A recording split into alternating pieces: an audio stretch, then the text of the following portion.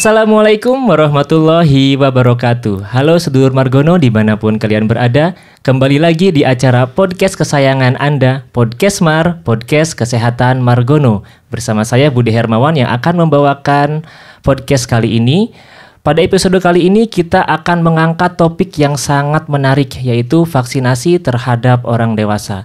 Di sini tentunya saya tidak sendiri. Saya kedatangan narasumber yang sangat kompeten di bidangnya, Dr. Niken Febri Haursari, spesialis penyakit dalam. Selamat pagi, dokter. Pagi, Mas Budi. Oke, apa kabar, dokter? Alhamdulillah baik ya. Oke, ya. Oh iya, dok, ini saya sangat penasaran dan masih belum tahu ini terkait sebenarnya perbedaan vaksinasi sama imunisasi itu apa ya, dok? Iya, mungkin saat ini orang masih asing ya dengan vaksinasi atau imunisasi pada dewasa. Iya. Kan biasanya ini nih pada anak kecil, ya nggak sih? Iya, betul. Nah, sebenarnya ini hampir sama.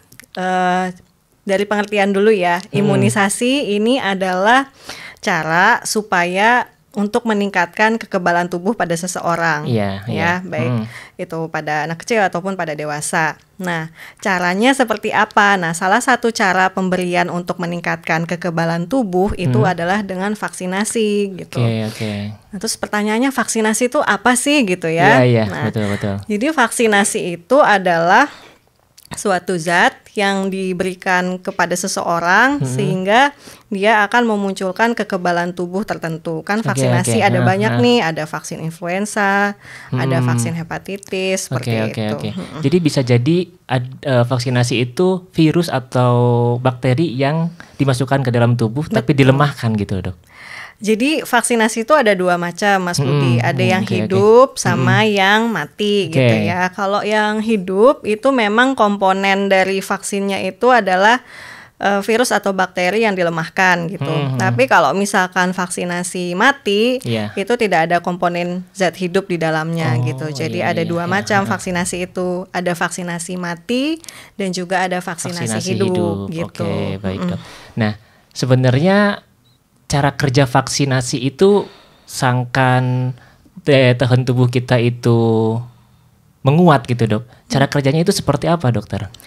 Jadi misalnya virus nih, kita udah melewati masa pandemi COVID ya. Iya. Itu ada berbagai macam jenis. Yang pertama kali muncul kan itu jenis virus yang COVID yang sudah dilemahkan ya. Itu nanti disuntikan ke dalam tubuh kita. Nah, nanti virus itu dia di dalam tubuh akan merangsang sistem imun kita untuk melawan si virus itu gitu. Jadi saat sudah divaksin, seseorang itu kekebalan tubuhnya sudah punya ingatan gitu atau memori gitu. Jadi kalau misalkan dia terserang virus beneran yang di lingkungan kita ini gitu ya, ada virus COVID misalnya. Atau virus influenza, dia sudah divaksin dengan virus tersebut gitu. Dia akan ingat gitu. Oh, aku kenal nih sama virus ini. Jadi dia sudah punya kekebalan tubuh itu sudah punya tentara khusus untuk menangani atau mengatasi atau mengalahkan si virus tersebut gitu. Dia sudah punya memori dan dia sudah, oh aku udah tahu nih virus ini. Jadi aku harus ngeluarin tentara ini. Cara mengalahkannya itu udah tahu dia ya virus tersebut ya. Iya gitu. Beda sama orang yang belum divaksinasi gitu. Terus dia baru kena virus tersebut gitu ya. Dia kebingungan gitu. Pasti semua tentara dikerahkan kan. Jadi efek yang terjadi dalam tubuh juga berbeda dengan seseorang yang sudah divaksin gitu. Baik, dokter. Mungkin sedulur Margono yang ada di rumah juga masih penasaran nih, dok nih. Nah, terkait tentang vaksinasi yang biasanya itu untuk balita dan anak-anak nih, dok. Tapi sekarang itu temanya itu beda dari yang lain, yaitu vaksinasi terhadap orang dewasa. Sebenarnya seberapa pentingkah vaksinasi terhadap orang dewasa itu, dokter Niken? Sebenarnya kalau dikatakan penting ya penting sekali ya untuk kesehatan. Karena anggaplah ini menjadi suatu pola hidup sehat gitu. Karena mencegah penyakit kan. Sama lah seperti diet, terus olahraga, itu kan intinya untuk menjaga daya tahan tubuh kita supaya lebih baik kan. Nah, imunisasi atau vaksinasi ini adalah juga salah satu cara untuk supaya mencegah penyakit gitu ya. Jadi sangat penting, apalagi sekarang lingkungan polusinya udah tidak karuan gitu ya. Jadi memang butuh sekali memang untuk dilakukan vaksinasi gitu untuk mencegah penyakit. Ingat, mencegah lebih baik daripada mengobati. Iya, sedia payung sebelum hujan. Betul. Gitu, Dok. Baik dokter, ini ada pertanyaan lagi nih dok. Nah, terkait tentang rekomendasi. Tadi kan udah dijelaskan ya terkait tentang vaksin itu seperti apa. Nah, bagi yang orang dewasa, kemudian ada nggak rekomendasi atau jenis-jenis vaksin yang digunakan bagi orang dewasa, dokter Niken? Ada sekali ya. Jadi dari Persatuan Penyakit Dalam itu dia sudah mengeluarkan rekomendasi untuk vaksinasi dewasa. Nanti pertanyaannya, apakah sama vaksinasi pada balita dan anak kecil dengan dewasa? Tentu ada yang sama, ada yang beda. Jadi sebenarnya vaksinasi dewasa ini adalah kelanjutan dari vaksinasi pada anak-anak sampai remaja gitu kan. Kalau anak sampai 18 tahun ya. Nah, kalau penyakit dalam bisa kita lihat di sini itu mulai dari 19 tahun ke atas. Oh, dari gitu. 19 tahun ya. Harapannya memang kelanjutan dari vaksinasi anak gitu. Oh iya. Karena beberapa vaksinasi yang dilakukan pada anak itu dia proteksi vaksinasinya itu dia mulai melemah seiring berjalannya waktu gitu. Sehingga pada usia dewasa itu perlu diperkuat lagi atau diulang lagi gitu. Oke. Jadi memang ada batasan tertentu ya dok ya. Di sini ada dari 19 tahun dokter ya. Betul. Nah, apa aja gitu ya yang apa aja nih vaksinasinya gitu ya. Jadi ada macam-macam. Ada influenza. Itu kan juga ada pada anak. Itu juga dilanjutkan pada dewasa ya. Kemudian ada HPV, Human Papilloma Virus ya. Itu yang lagi tren juga dulu karena dia kan virus yang menyebabkan kanker serviks. Betul. Kita tahu kan kalau kanker serviks itu merupakan nomor 1 pembunuh di wanita ya. Gitu. Jadi ini memang penting untuk dilakukan vaksinasi pada usia dewasa. Kemudian ada zoster, ada MMR, ada pneumonia, meningitis, hepatitis, baik itu A, B, terus ada demam tifoid, yellow fever, Japanese encephalitis, sampai ini ada dengue juga yang paling baru ya, atau virus demam berdarah gitu. Nah berarti kalau misalkan memang dosis anak-anak sama dosis orang dewasa yang kayak tadi dokter Niken sebutkan, itu dosisnya sama atau berbeda dok? Jadi gini, kalau misalkan influenza itu dia cukup 1 dosis tapi setiap tahun harus diulang gitu.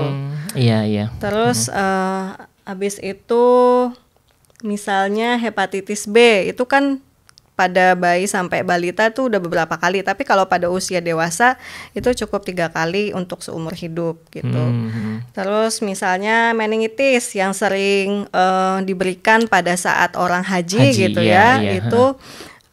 Itu diulang setiap 2 tahun sekali. Jadi memang ada karakteristik tersendiri gitu ya. Oke dokter. Berarti nanti kalau misalkan nih saya vaksin meningitis, nah kemudian 5 bulan ke depan saya akan melakukan umroh, itu berarti gak dikasih vaksin lagi dok? Tidak perlu diulang selama masih dalam 2 tahun. Ini menjadi pertanyaan juga ya. Sebenarnya vaksinasi ini lebih diuntungkan untuk populasi yang seperti apa sih gitu ya. Ya. Yang pertama memang setiap orang yang ingin mencegah suatu penyakit. Misalnya dalam musim hujan gitu kan, itu pengennya rentan influenza gitu. Itu bisa vaksin. Terus yang kedua itu terkait usia ya. Kalau misalkan usia semakin meningkat, terutama usia lansia gitu itu kan kekebalan tubuh semakin menurun. Nah, itu memang populasi lansia sangat dianjurkan untuk dilakukan vaksin, terutama vaksinasi saluran nafas, entah itu influenza ataupun pneumonia, itu sangat dianjurkan. Terus yang ketiga adalah populasi yang dengan imunokompromis atau kekebalan tubuhnya sangat rendah, betul.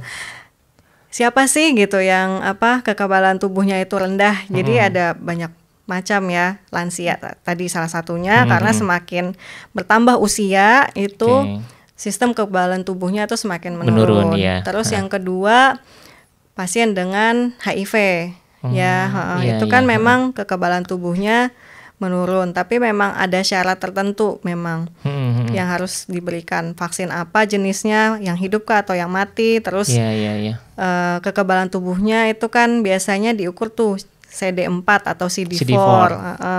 Itu kalau kurang dari 200 biasanya kita tidak merekomendasikan gitu ya untuk vaksinasi yang hidup gitu. Biasanya yang kita rekomendasikan itu yang lebih dari sama dengan 200 gitu. Terus kemudian vaksinasi terhadap kelompok pasien gagal ginjal. CKD atau chronic kidney disease gitu ya, atau CKD. Itu memang sangat dianjurkan, terutama hepatitis B, karena kan ini ya, terutama yang cuci darah gitu sering mendapat transfusi darah juga gitu. Terus tadi infeksi saluran nafas itu juga penting buat kelompok-kelompok itu tadi. Sama pasien dengan penyakit metabolik seperti diabetes, terus penyakit jantung seperti itu. Terus kemudian apalagi ada yang autoimun ya. Cuman autoimun itu memang ada syaratnya. Kalau misalkan dia mengkonsumsi obat-obatan imunosupresan gitu ya, itu memang tidak dianjurkan sih. Oh, dia dianjurkan. Nggak di stop dulu jadi dok obat-obatannya? Kan tidak mungkin di stop ya. Terus orang yang berencana mendapatkan kemoterapi itu juga harus sebelumnya idealnya itu dilakukan vaksinasi gitu, karena kan kalau sudah diberikan obat-obatan kemoterapi dia sistem kekebalan tubuhnya menurun gitu. Terus yang spesial lagi adalah yang tren saat ini orang-orang yang ingin melakukan traveling atau bepergian. Biasanya itu vaksin apa dokter? Biasanya. Tergantung negaranya ya. Oh iya, misalkan Afrika nih. Afrika biasanya itu tadi ada meningitis. Pokoknya negara-negara yang dengan gelar meningitis belt, sabuk meningitis itu, entah dari Afrika sampai Arab Saudi itu kan masih rentan untuk terjadi penyakit meningitis gitu. Jadi meningitis itu wajib ya. Terus kemudian kalau mau bepergian ke Jepang itu Japanese encephalitis itu perlu. Jadi beda lagi ya. Terus misalnya di negara Afrika atau mana gitu, dia ingin ada syaratnya. Dia pengen harus yellow fever, harus diberikan vaksin gitu. Itu memang tiap negara beda-beda permintaannya. Ada yang 5 vaksin harus diberikan gitu secara bersamaan. Ya sebelum dia berangkat gitu. Tergantung dia misalnya mau pergi sekolah gitu ya, anaknya ke Amerika atau bekerja di sana, itu negara tertentu itu dia akan memberikan syarat 5 bisa 5 vaksin gitu. Itu juga sih untuk melindungi atau memprotek dirinya sendiri dari ada virus yang masuk ke dalam tubuhnya ya dokter. Betul. Iya. Kemudian ini nih dok, biasanya mungkin sedulur Margono yang ada di rumah atau yang sedang mendengarkan podcast ini, itu ketika divaksin itu sering timbul gejala-gejala dokter, misalkan demam, kemudian sakit badan sampai sangat mengganggu aktivitasnya. Itu gimana dokter cara menangani efek samping tersebut? Jadi sebelum divaksin kita akan edukasi dulu ya pasien tersebut bahwa yang akan dia dapatkan adalah keuntungan dan juga kerugian gitulah. Keuntungan tentunya dia jelas akan mendapat proteksi suatu penyakit tersebut ya dalam jangka waktu tertentu. Terus kerugiannya ya itu tadi gejala atau kejadian ikutan pasca imunisasi atau KIPI kita sebutnya itu bisa terjadi setelah diberikan vaksinasi. Bisa pegel di daerah suntikan. Iya, biasanya seperti itu ya. Nyeri di daerah suntikan. Kemudian bisa sampai demam gitu. Itu merupakan hal yang wajar ya untuk setelah diberikan imunisasi atau vaksinasi gitu. Jadi jangan cemas gitu. Biasanya sih kalau demamnya kurang dari 38 derajat Celcius, kita biasanya minta istirahat saja gitu. Kalau misalkan lebih dari itu mungkin dikasih obat-obatan penurun panas gitu. Karena itu kan salah satu respon imun juga ya, atau kekebalan tubuh juga gitu untuk demam. Tapi kalau demamnya nggak terlalu tinggi sih kita anjurkan untuk istirahat saja. Dan itu merupakan hal yang wajar gitu.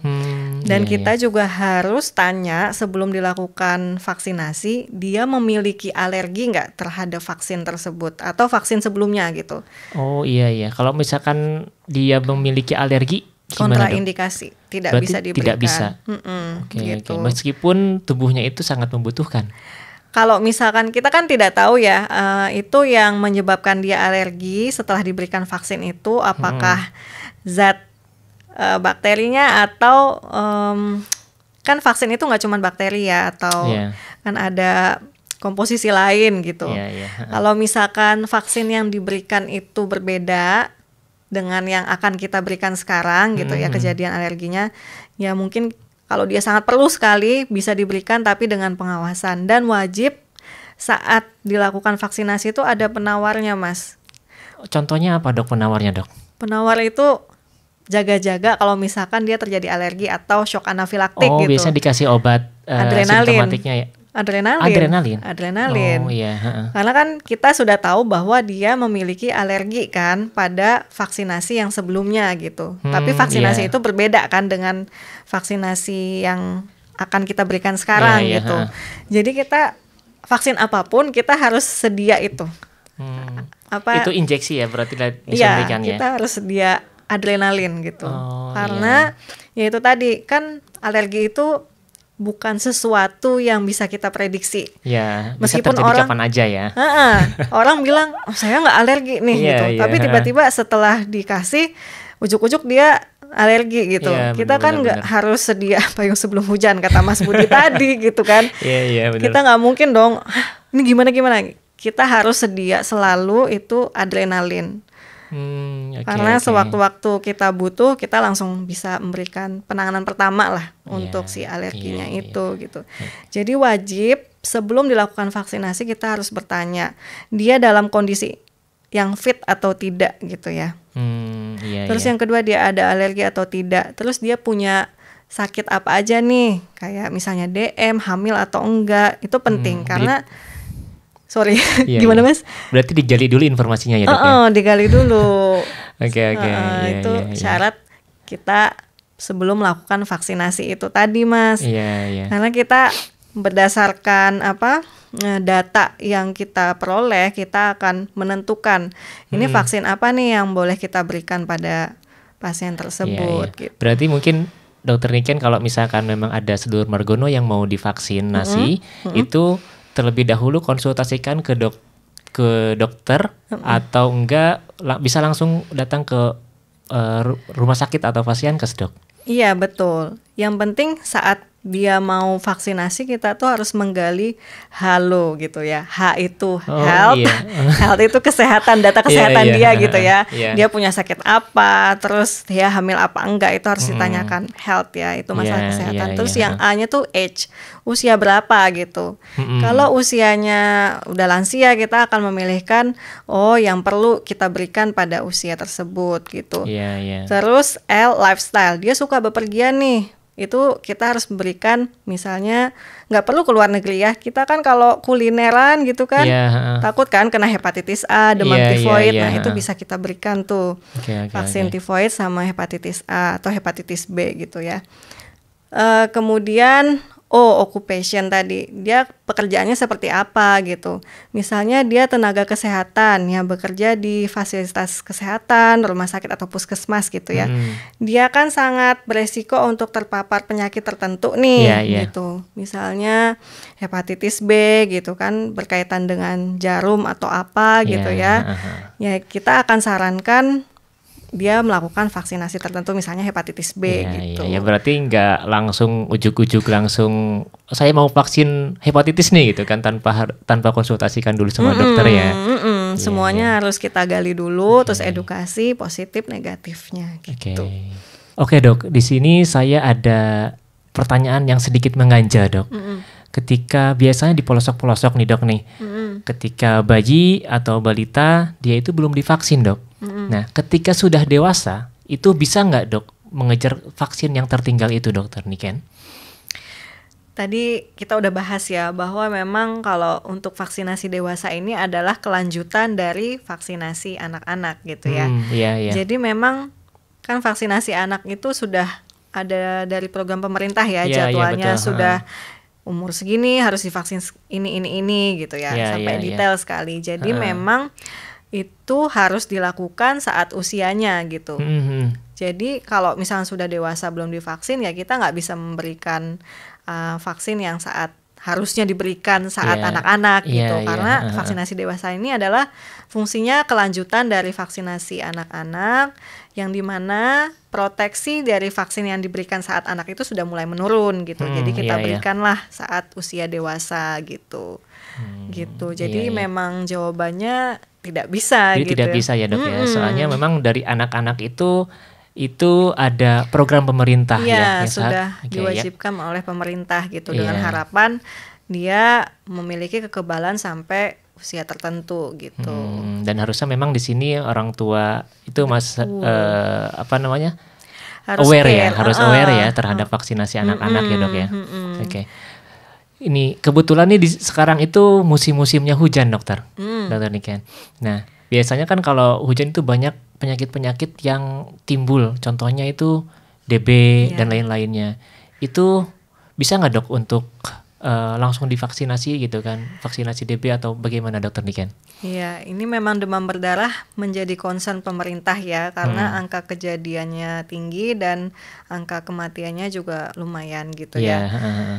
Jadi memang pemerintah sedang berusaha gitu ya untuk memberikan vaksinasi demam berdarah gitu kepada masyarakat, terutama pada daerah-daerah yang kejadian demam berdarahnya tuh tinggi gitu ya. Nah ini yang bawah, karena memang dia baru ya vaksin demam berdarah ini, jadi bisa diberikan dari usia 19 tahun ya, 2 dosis bulan 0 dan 3 bulan setelah vaksinasi pertama. Jadi 2 dosis dengan harapan dia bisa memberikan proteksi seumur hidup gitu, karena vaksinasi demam berdarah ini dia mencakup virus jadi demam berdarah tuh ada banyak jenisnya.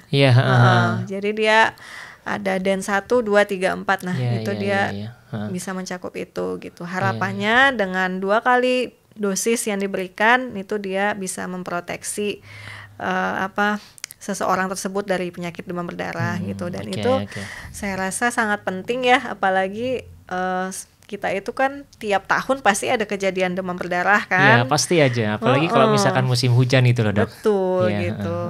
Makanya ini sangat bagus dan ini sih sangat penting sih untuk diberikan gitu. Tadi kan di sebelumnya itu sudah disinggung ya dok ya, sudah memberikan, dokter Niken juga sudah memberikan informasi terkait tentang kalau misalkan kita pergi ke beberapa negara itu, negara-negara tertentu harus divaksin dok. Nah kebetulan juga di sini mau musim pemeriksaan kesehatan haji ya dok. Oh iya betul. Ya, nah sebenarnya itu vaksin untuk haji itu apa aja sih dok? Yang diwajibkan oleh pemerintah ya. Memang saat ini meningitis gitu. Tapi ada beberapa daerah yang pemerintah itu mewajibkan untuk dilakukan vaksinasi polio, yaitu daerah Jawa Tengah sama Jawa Timur. Berarti 2 itu dok? Iya, polio sama meningitis saat ini tapi yang polio hanya 2 provinsi ya, Jawa Tengah sama Jawa Timur, karena di 2 provinsi itu yang muncul kasus polio lagi gitu. Jadi 2 provinsi tersebut diwajibkan untuk dilakukan vaksinasi polio. Tapi untuk semua daerah yang wajib untuk dilakukan vaksinasi oleh pemerintah itu adalah meningitis yang tadi berlaku selama 2 tahun gitu. Gitu. Jadi bisa dilakukan vaksinasi untuk 2 tersebut ya. Tapi untuk polio khusus provinsi 2 tadi aja sih yang diwajibkan gitu, Mas. Terima kasih Dokter Niken sudah menyempatkan hadir di acara podcast Mar kali ini. Semoga bermanfaat bagi masyarakat ya, Dok ya. Ya, terima kasih Mas Budi, terima kasih sedulur Margono. Semoga kita sehat selalu ya. Amin. Ya. Baik, akhir kata saya Budi dan Dokter Niken izin pamit undur diri. Wassalamualaikum warahmatullahi wabarakatuh.